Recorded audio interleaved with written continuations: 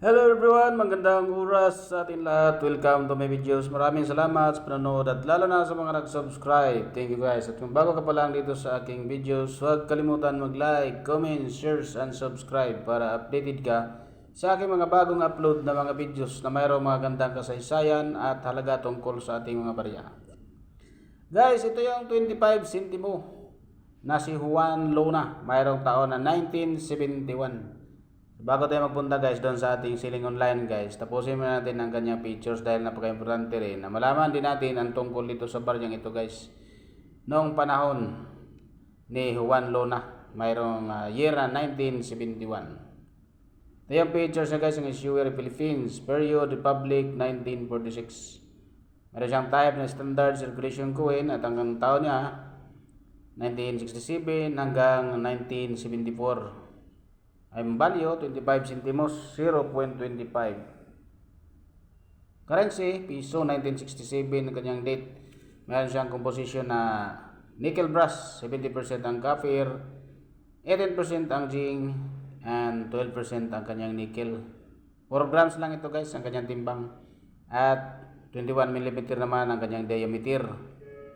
Thickness 1.72 mm. Ang shape naman ay round, mayroon siyang technique na mild. Orientation, coin alignment.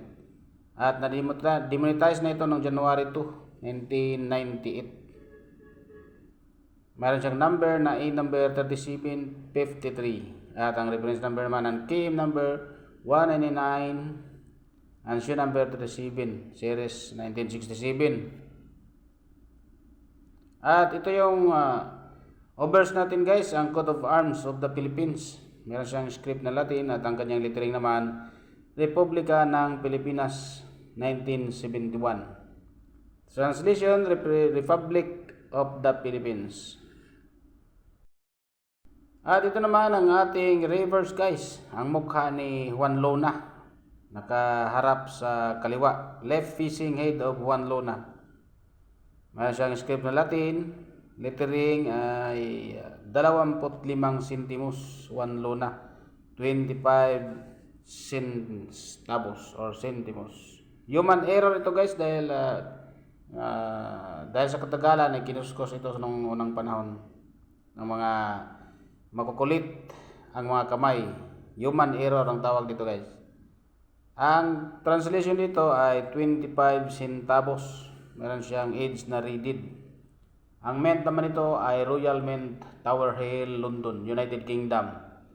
1810 hanggang 1975. Ang US Mint and Denver is 1906 at ang San Francisco ay 1854. Mayroon tayong comments dito guys.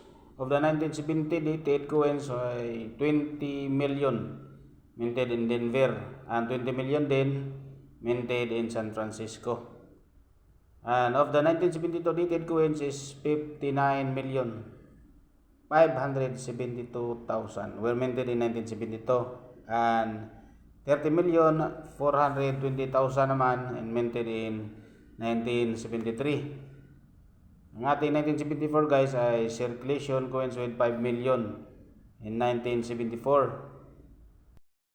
In 1975 naman is 5 million were minted in 1975.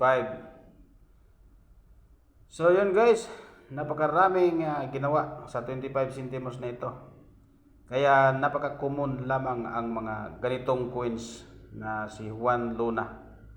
So ang ating 1971 guys, meron siyang 36% sa 60 million kapiraso. Or ang mintage niya ay 60 million. 1971. Meron siyang very fine na 20 pesos at ang kanyang extra fine 28 pesos. But uncirculated is 28 pesos din. Uncirculated is 28 pesos din.